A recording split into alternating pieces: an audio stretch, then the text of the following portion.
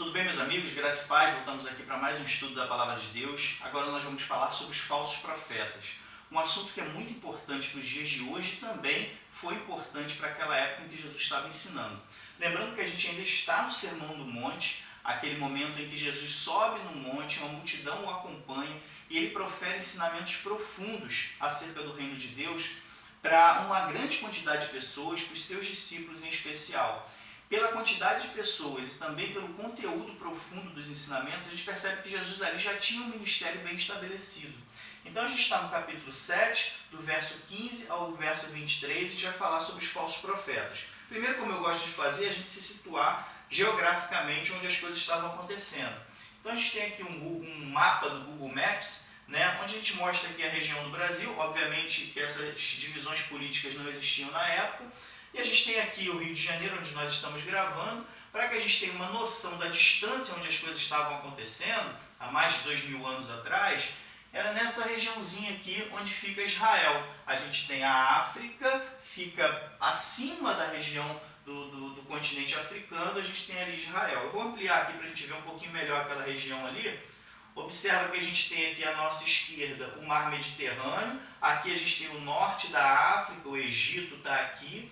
Israel fica aqui ao leste do Mar Mediterrâneo. E nesse pontozinho aqui a gente tem o chamado Mar da Galileia, que a gente vai ver em diversos episódios da Bíblia, porque muita coisa estava acontecendo naquela região ali. Tá? Vamos ampliar aqui para a gente ver o Mar da Galileia ou Lago da Galileia.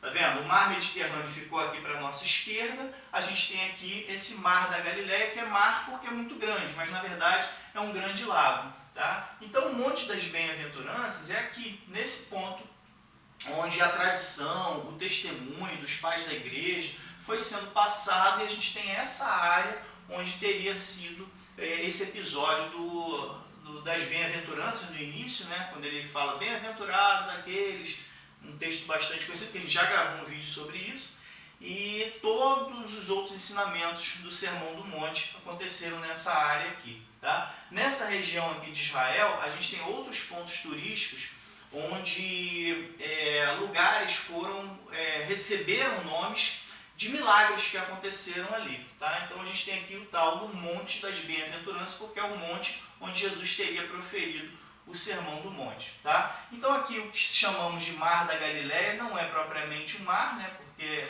é cercado por terra, é um grande lago, mas pela sua dimensão colossal é também chamado de mar por muitos.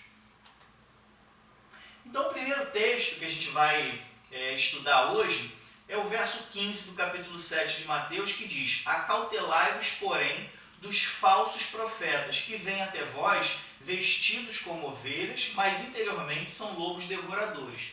Então a primeira coisa que Jesus fala é para que a gente tenha cuidado com eles, acautelai-vos, porque eles existem e eles vêm até a gente como ovelhas. Então eles parecem ovelhas. O interessante é que Jesus não faz uma identificação deles como eles vindo como profetas. Poderia vir um ensinamento do tipo, cuidado com os falsos profetas, porque eles vêm parecidos com profetas.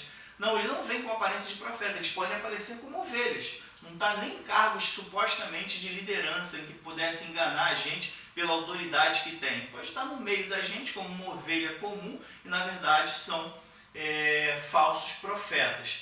Eles são na verdade lobos devoradores, eles parecem como ovelhas. Jesus faz uma contraposição em relação à aparência, vigor, a atitude de um lobo devorador. Está ali parecendo uma ovelhinha, mas na verdade são lobos devoradores querendo levar a gente para outro caminho diferente do caminho de Deus. Tá bom? Se quiser mais informações, você lê Deuteronômio capítulo 13, do verso 1 ao verso 5. Ali, Moisés já escrevia sobre os falsos profetas. A preocupação não vem da parte de Jesus. A gente já está lá no Antigo Testamento, nos primeiros livros da Bíblia, lá no Pentateuco, Moisés já falava sobre os falsos profetas. E desse trecho de Deuteronômio, eu queria tirar só um pedacinho para a gente refletir um pouquinho. Versículo 1 e verso 2, para a gente comentar um pouquinho do 2.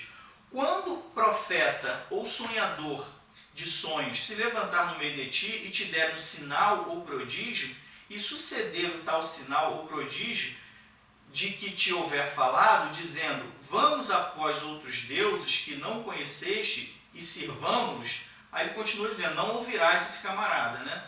Então aqui a gente mostra o seguinte, o trechozinho que está no verso 2, diz que o falso profeta vai conduzir as pessoas a outros deuses. E lembra que outros deuses não são propriamente figuras pessoais, né? Não é uma figura em que supostamente fala, conversa, em que você possa adorá-lo como uma figura pessoal. Um Deus falso, né? Um outro Deus que possa ocupar o lugar do nosso Senhor, ocupar até o mesmo lugar de Jesus Cristo, o Filho de Deus, pode ser uma coisa, pode ser uma atitude, pode ser um sentimento. Então, um falso profeta no meio do povo de Deus, nos dias de hoje ou naquela época, poderia conduzir as pessoas a adorar, por exemplo, um sentimento de orgulho, de estar à frente, de ser um líder, enfim, qualquer tipo de coisa que tem na nossa vida que se coloca no lugar de Deus, se torna um Deus. Então, o falso profeta, ele pode conduzir as pessoas, por exemplo, a seguirem um caminho da autoadoração, de se sentir alguma coisa grande, adorar o dinheiro, por exemplo. A própria Bíblia deixa bem claro que o dinheiro pode ser um Deus nas nossas vidas, então o falso profeta pode te levar a adorar o dinheiro, pode te levar a adorar a violência, por exemplo, pode te levar a adorar e viver pela fofoca, pela intriga, pela contenda com outros irmãos. Então qualquer coisa que faz parte da sua vida, em que você serve aquela coisa, necessariamente tomou o lugar de Deus, aquilo ali passa a ser um Deus na sua vida. E o falso profeta pode levar a isso. Então observa aqui em Deuteronômio que ele mostra que o falso profeta, uma das intenções dele é conduzir você a ter um outro Deus. Tá bom? Então você lê isso aqui com calma depois que você vai se aperfeiçoar um pouquinho mais no conteúdo que a gente vai falar aqui.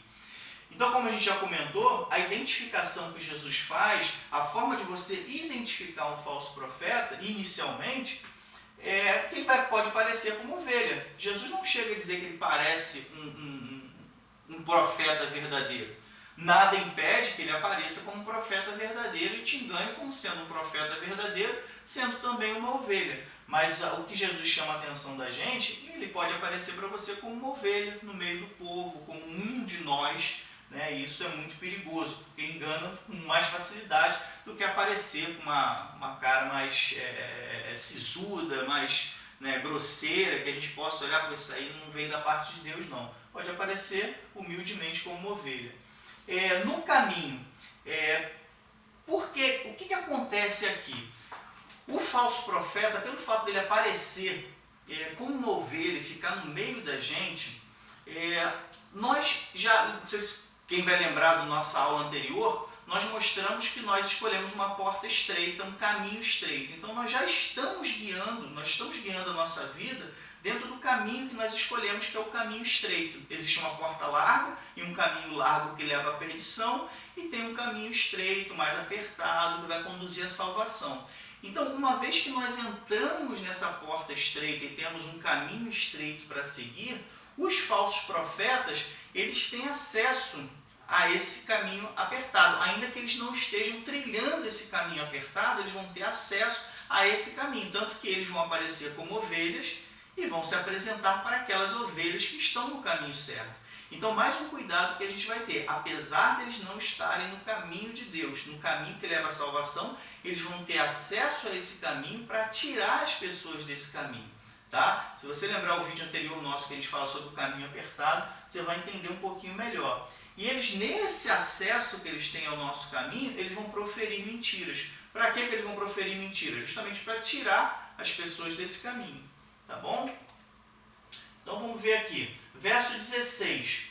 Por seus frutos os conhecereis. Olha só que detalhe importante. A gente não vai conhecer os falsos profetas pelos pecados, pelas atitudes, pelas palavras, porque as palavras vão parecer palavras de ovelhas, a aparência vai ser de ovelhas.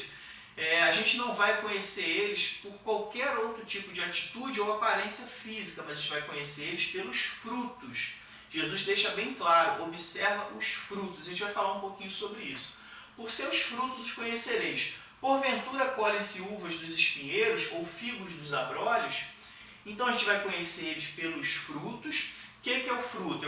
É a consequência das nossas atitudes. É aquilo que vem a partir das nossas atitudes com frequência. Um fruto é algo que, imagina numa árvore, imagina numa planta que gere frutos, aquele fruto tem uma regularidade. De tempo em tempo aquele fruto gera. Observa de tempo em tempo quais são os frutos que são gerados a partir das atitudes de determinadas pessoas. Ainda que haja uma aparência física, uma forma de falar branda, uma coisa boa de você estar ali ouvindo, observa os frutos de tempo em tempo que são gerados a partir daquela atitude. São frutos realmente da parte de Deus ou os frutos são ruins, os frutos malignos? Então, o exterior não deixa suspeita. Tá? Você olha para a pessoa e você não percebe nada. Os frutos, observa como a gente comentou, eles são frequentes. E outra função que a gente tem o fruto é de proteger e disseminar a semente. Pensa numa fruta qualquer, dentro dela ali tem uma semente, ela é protegida pelo fruto.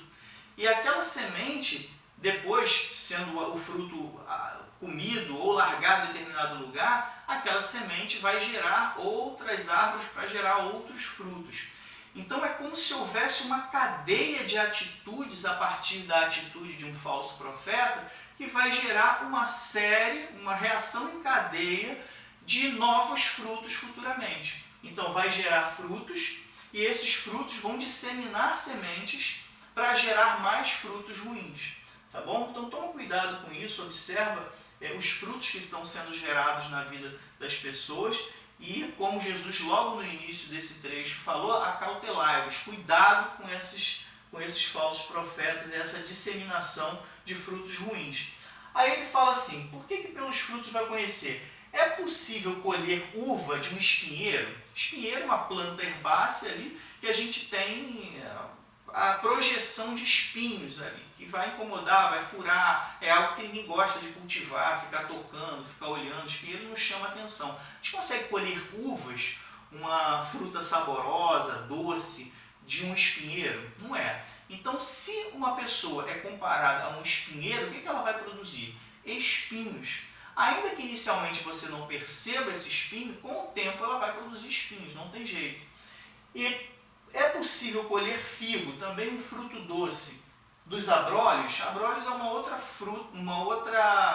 vegetação que também produz espinhos. De uma vegetação que produz espinhos, é possível colher figos? Não, você não vai colher figos. Inicialmente, antes dos espinhos aparecerem, você pode até perceber alguma coisa ali agradável, sentir bem, mas no final das contas, não vai ser figo que vai sair dali, não vai ser uva que vai sair dali. O que você vai colher ali são espinhos. Tá? Então, uma pergunta que eu faço. Observa o falso profeta, o suposto falso profeta. Você está colhendo uvas realmente? Lembra da colheita, não é aquilo que você está vendo. Você está colhendo uvas para a sua vida? Está colhendo figo para a sua vida? Beleza. Então não é espinheiro e não é abrolhos. Cuidado para também não fazer um julgamento errado com relação à atitude dessas pessoas, porque a gente tem que perceber os frutos. Deixei aqui bem claro, não pelos pecados, porque é muito comum nós julgarmos as pessoas pelos pecados dela. O cara pecou, pronto, é um falso profeta. Não é bem assim. O pecado, ele é algo que é possível de acontecer sem que a pessoa tenha uma vivência no pecado. Tá?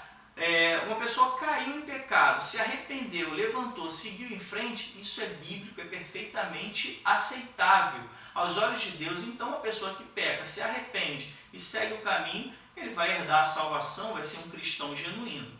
Agora, uma pessoa que permanece no pecado, ela tem uma vida pecaminosa, ela não se arrepende com regularidade daqueles erros que comete e segue uma vida sem se afastar do pecado, esse estilo de vida pode sim gerar frutos ruins, pode gerar espinhos, pode gerar frutos que vão identificar essa pessoa como um falso crente. Ainda que o seu lábio, ainda que sua aparência engane num determinado local de adoração ou num determinado local de evangelização, se a pessoa tiver uma vivência no pecado, isso vai aflorar de alguma maneira. Tá bom? Então, só toma cuidado para não julgar as pessoas que pecaram, mas tomar cuidado com aquelas que vivem no pecado. Tá bom? Então, vamos seguir aqui. Mateus capítulo 7, verso 17. Assim, toda árvore boa produz bons frutos, e toda árvore má produz frutos maus. Observa, falou para tomar cuidado com os frutos. Tomando cuidado com os frutos, você vai conhecer a árvore. Porque uma árvore boa, ela necessariamente produz frutos bons. Uma árvore ruim, ela necessariamente vai produzir frutos ruins. Então, a partir dos frutos, a gente conhece a árvore. Algo bem claro aqui, ó. Árvore boa produz bons frutos. Árvore má produz maus frutos. Reiterando aqui mais uma vez, olha só. Pecado não é fruto, tá? Uma pessoa que peca, aquilo não é fruto da vida dela. O camarada está lá seguindo firmemente na palavra de Deus. Cuidado para não julgar esse tipo de pessoa. A pessoa está seguindo, caiu em pecado. Você vai detonar ela como se aquilo ali fosse um fruto? Não, não pode ser fruto, porque fruto é gerado com regularidade de tempos em tempos. Aquela pessoa não tem essa frequência no pecado, ela caiu em pecado.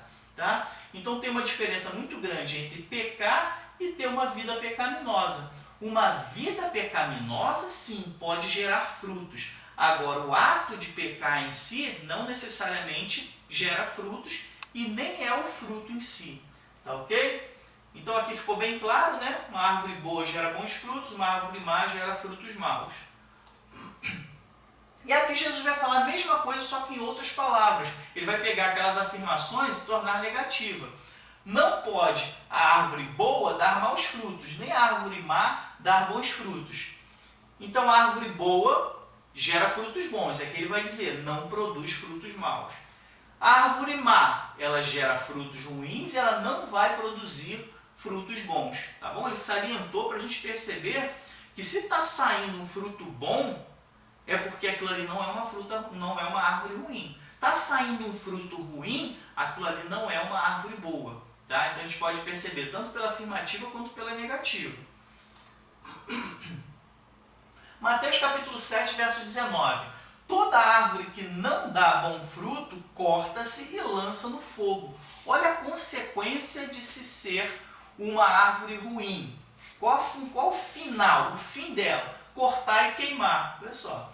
Toda árvore que não dá bom fruto vai cortar, vou botar aqui, ó, corta-se, tá? E lança-se no fogo. Aqui está mostrando a questão material e a questão espiritual. A questão material, tem uma árvore lá de verdade, uma planta lá, que não está servindo de nada. Tá? Aqui não está nem dizendo produzindo fruto ruim. Basta que não produza fruto bom. Já é suficiente para você não ter a serventia daquela árvore. Você vai, corta ela, planta outra, vai queimar aquele tronco ali.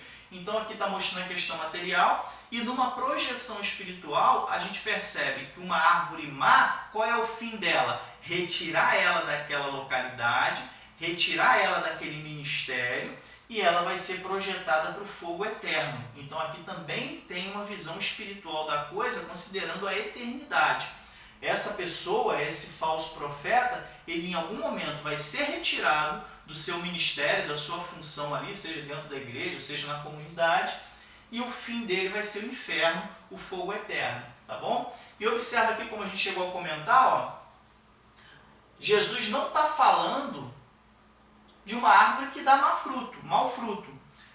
Ele está dizendo que basta que não dê fruto bom e isso já vai acontecer. Já vai ser digna de ser cortado e lançado no fogo. Basta não dar fruto bom, como a gente acabou de dizer. Observe esse texto aqui, ó. Alguns vão lembrar dele e a gente um dia, se Deus permitir, vai falar sobre ele. Lá Jesus e a figueira, no capítulo 21, verso 19 de Mateus, a gente vai ver que Jesus ele estava na expectativa de se alimentar de um fruto e a figueira não estava dando fruto no seu tempo. O que Jesus fez com ela? Amaldiçoou, aquela planta secou e nunca mais deu fruto. Observa que essa figueira aqui, no capítulo 21 ao 19, não estava nem produzindo maus frutos, como espinhos, ou alguma fruta envenenada, ou alguma fruta podre, não. Ela simplesmente nem estava dando fruto. E aquilo já foi suficiente para Jesus amaldiçoar ela e aquela planta perder a sua função e se tornar uma planta seca para nunca mais produzir coisa nenhuma. Então, se Jesus, o próprio Jesus, foi capaz de secar uma planta pelo fato de não dar bons frutos, imagina aquela planta que gera maus frutos. Aí é o que a gente percebe aqui desses ensinamentos de um falso profeta que, como Jesus ensina, é capaz de produzir frutos maus, quando a expectativa é de que produza bons frutos, porque a gente está olhando ela como uma ovelhazinha. Tá bom? Então vamos seguir. Mateus 7, verso 20. Portanto, ele dá uma reiterada aqui, ó. Portanto, pelos seus frutos os conhecereis, tá? Então, como a gente observa aqui, ó, pelos frutos. A forma de se conhecer pelos frutos é a forma de se conhecer, olha aqui, ó, falsos profetas. Possivelmente, né, a gente consegue estender a ideia para falsos líderes e também falsas ovelhas. Ele não vai aparecer com uma aparência de ovelha. Então, se uma ovelha, que a aparência é de ovelha, a gente percebe que está gerando frutos maus, aquilo ali é uma falsa ovelha. O próprio falso profeta, ele é uma falsa ovelha, porque você olha, parece uma ovelha, mas na verdade por dentro são lobos devoradores. Tá ok? Tranquilo? Então, a gente coloca aqui a possibilidade, porque, como a gente vai ver na sequência, ele está falando de falsos profetas, mas é perfeitamente plausível que a gente estenda para outras classes ou outras categorias que nós vemos no nosso meio, tá? Como falsos líderes, né, que não são efetivamente profetas, mas são líderes de diversas funções, também é possível isso. E falsas ovelhas também é bem plausível que a gente identifique, porque o próprio falso profeta se torna uma falsa ovelha.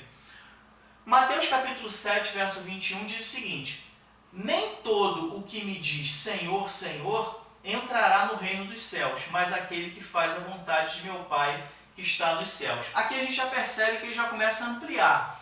Estava falando de falsos profetas, mas essa questão de parecer de Deus, chamando o Senhor de Senhor, clamando, a gente vai ver ali fazendo até milagres, isso não necessariamente torna ele um profeta verdadeiro, um líder verdadeiro ou uma ovelha verdadeira.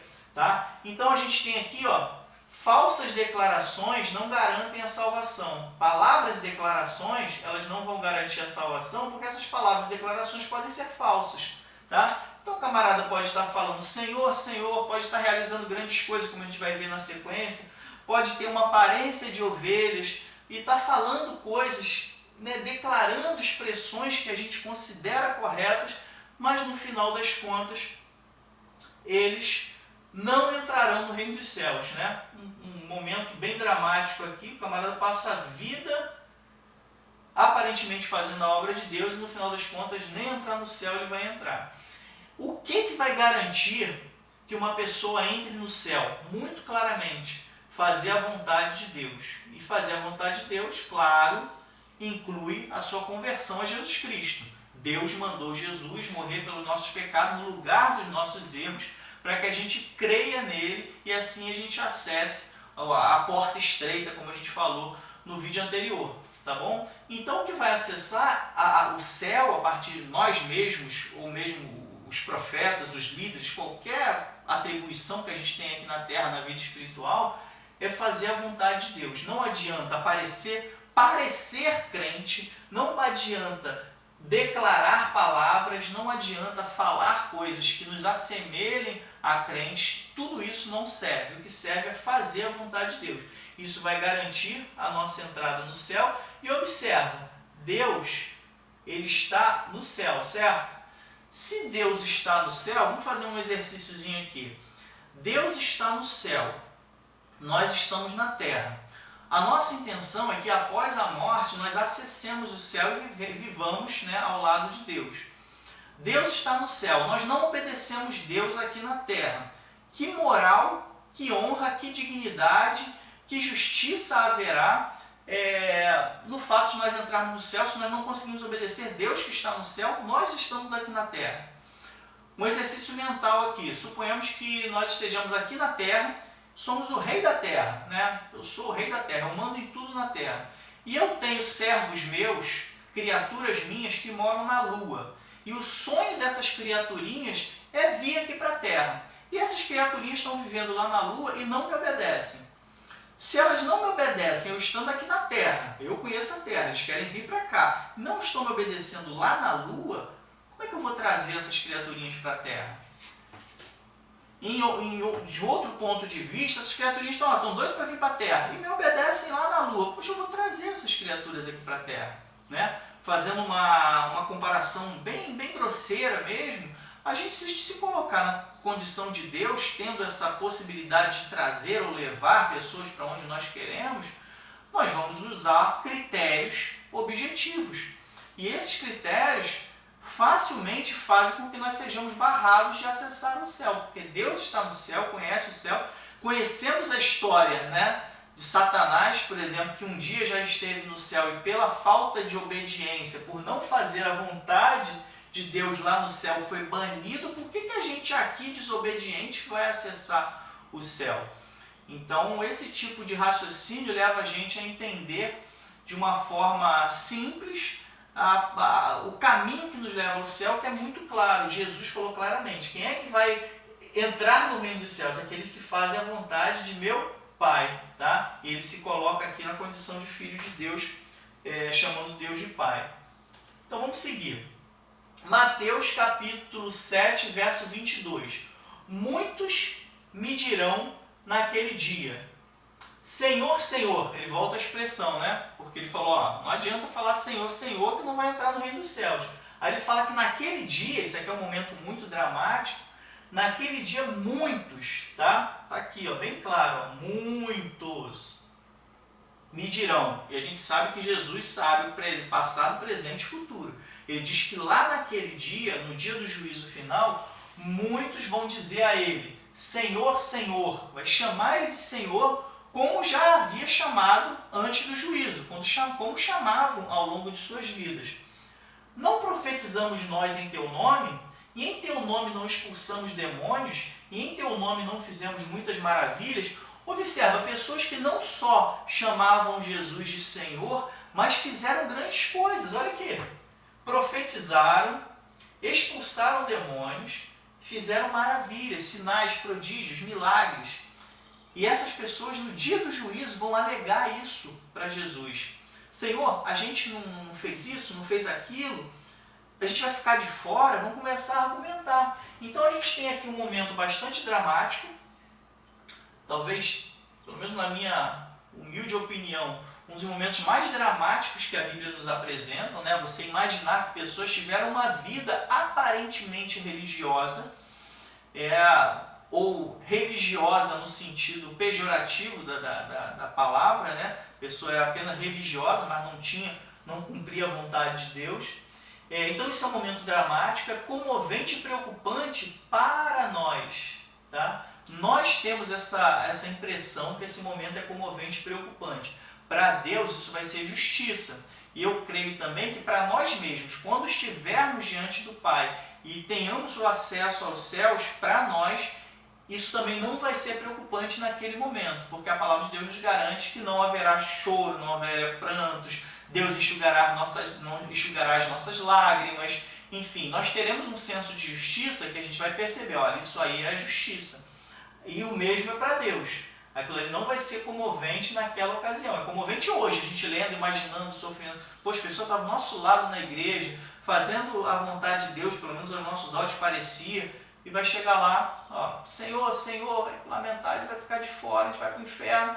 Aí Jesus, como a gente vai ver no texto seguinte, nunca vos conheci, mas daqui a pouquinho a gente fala sobre isso. Tá? Então é um momento dramático, comovente para nós. E aparentemente, aqui aparentemente, Jesus ainda está falando de profetas, tá? Mas a gente já percebe que ele está falando de qualquer pessoa. A sequência do texto, como ele começa falando de profetas, a gente tem a ideia que ele está falando de profetas, até porque aqui ele fala profetizamos. Então aqui ele está sim incluindo os falsos profetas. Mas a gente já percebe que ele já começa a abrir para todos aqueles que chamam Senhor, Senhor, que diz que profetiza, que diz que expulsa demônio, que diz que faz maravilha, que faz e acontece. Mas na verdade não estão fazendo a vontade de Deus, como a gente leu anteriormente. Está fazendo isso tudo, olha só que coisa intrigante. A pessoa consegue fazer isso tudo e não fazer a vontade de Deus. Porque no versículo anterior a gente percebe, olha só vai entrar no céu quem estiver fazendo a vontade de Deus. Então é possível fazer essas coisas e não fazer a vontade de Deus. Observa como é que é intrigante isso, tá? Então aqui a gente já percebe que é extensível a outras pessoas, não necessariamente profetas, mas são pessoas, ovelhas, líderes de um modo geral, que se depararão com uma situação em que vai achar que está entrando e não está entrando. E um detalhe interessante, nós temos uma pergunta muito clássica no meio cristão, escuto isso desde pequeno, a pessoa encurrala você, tem certeza da salvação? Você tem certeza da salvação? 100% das respostas que eu ouvi na vida, eu tenho certeza da salvação. Quando a gente vê esse texto, Jesus falando que muitos me dirão isso e não vão entrar nos céus, acho que tem muita gente que não tem certeza coisa nenhuma. Ou tem certeza, isso é uma certeza falsa. A pessoa tem certeza que vai herdar pelos seus feitos, vão herdar o reino dos céus e lá no dia não vão entrar. Então toma cuidado com esse tipo de declaração que ela é muito automática. Todo mundo responde que tem certeza da salvação.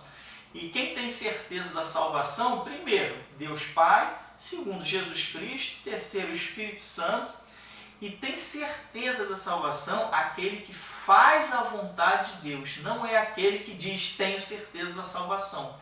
Aquele que diz tenho certeza da salvação, antes de responder isso, ele tem que pensar o seguinte: eu tenho feito a vontade de Deus? Qual é a vontade de Deus? Aqui. A gente tem o nosso manual de fé e prática, que é a Bíblia Sagrada. Tudo aqui tem a vontade de Deus. Tá? Agregue-se a isso, o nosso contato direto com o Espírito Santo. Vai haver coisas na nossa vida que não estão diretamente escritas na Bíblia, mas a gente consegue encontrar embasamento bíblico aqui e conseguimos sentir através do Espírito Santo que aquilo é para se fazer. Algo bem prático na sua vida, que você está sendo incomodado a fazer por parte do Espírito Santo, esse detalhezinho, como por exemplo, vai para a cidade tal pregar o Evangelho. A cidade tal não vai estar escrita aqui na Bíblia, que a gente vai encontrar ali, vai para a cidade tal, locais ali da região da Palestina, mas Jesus está te incentivando a ir a determinado lugar para pregar a palavra, está te incomodando, está mostrando para você qual é a vontade dele, não vai estar diretamente aqui, mas você encontra embasamento na própria palavra, de tanto que o próprio Jesus mandou discípulos para as cidades vizinhas, e você também consegue encontrar embasamento no próprio Espírito Santo, que ele está tocando no teu coração ali, movendo você a fazer determinadas coisas. Tá bom? Então, quem é que herda o reino dos céus? São aqueles que profetizam? Pode ser, aqueles que profetizam, mas está profetizando segundo a vontade de Deus. Está expulsando demônio? Sim, está expulsando demônio, mas está fazendo a vontade de Deus.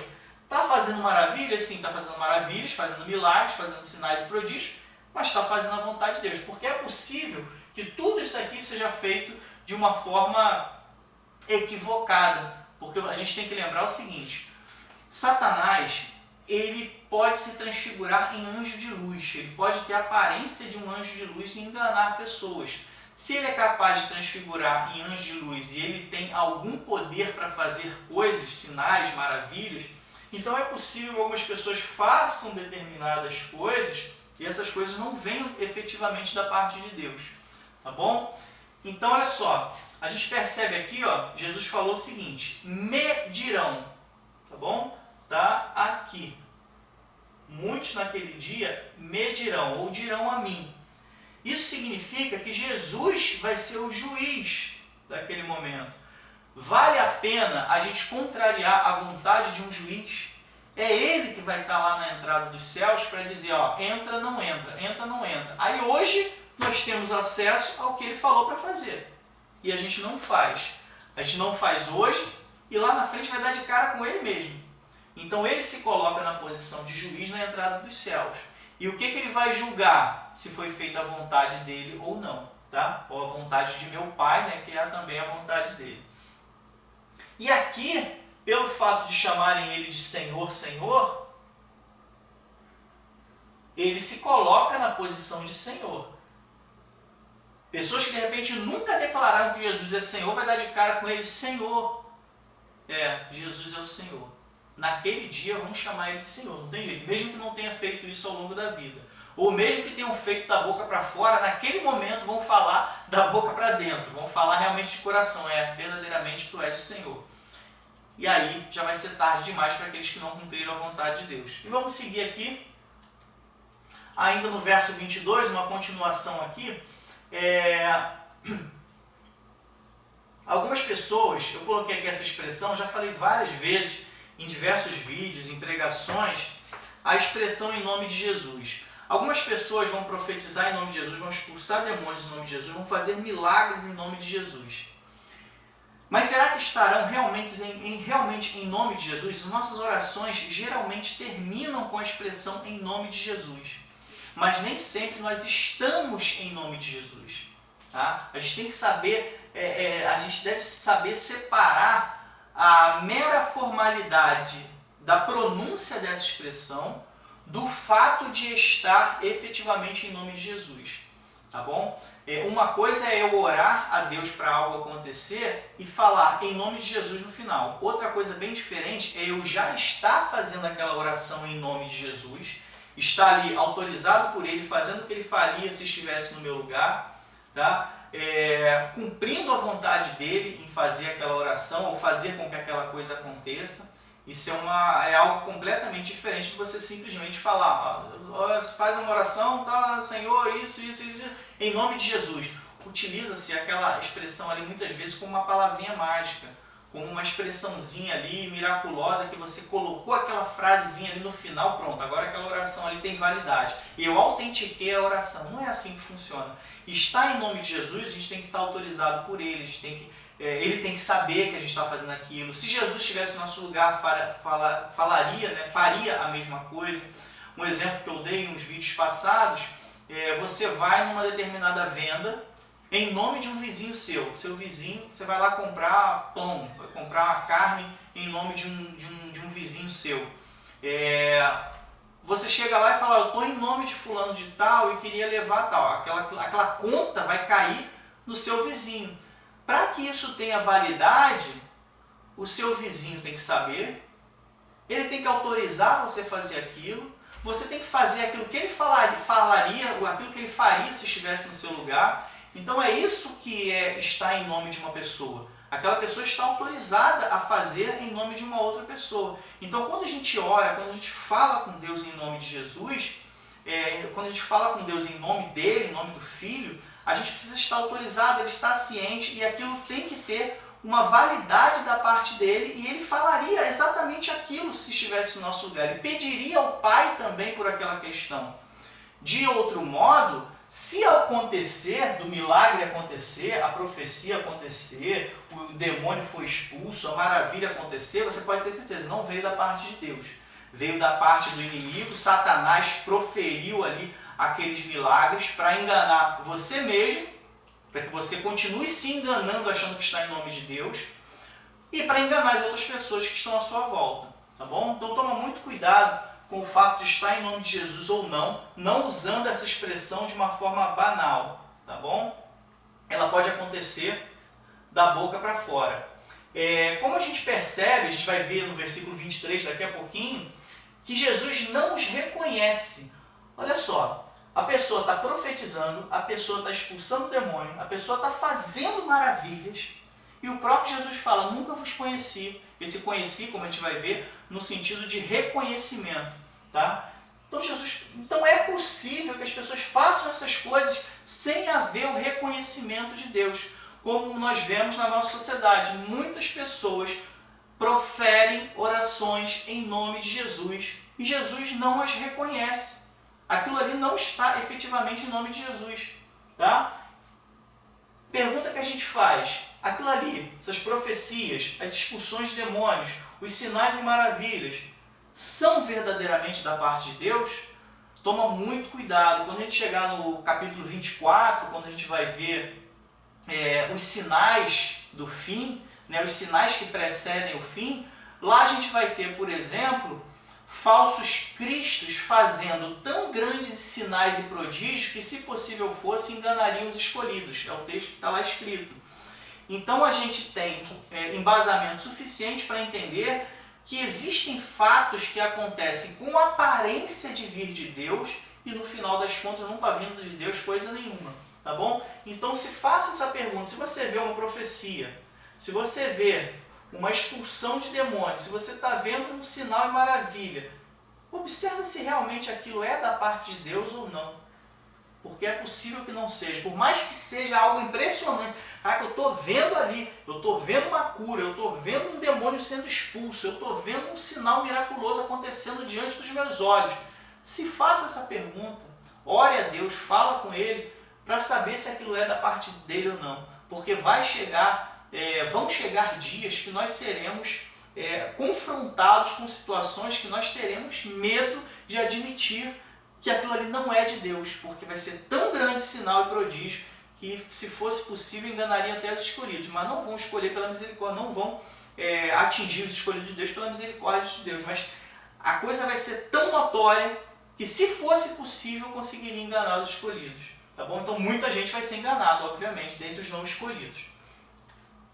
E a gente continua aqui no verso 23, então olha só a consequência. Então lhes direi abertamente, vai ser algo claro, algo nítido que as pessoas vão perceber. Jesus vai declarar diante deles, vai dizer abertamente, nunca vos conheci. Aqui ó, nunca. Olha a declaração de Jesus.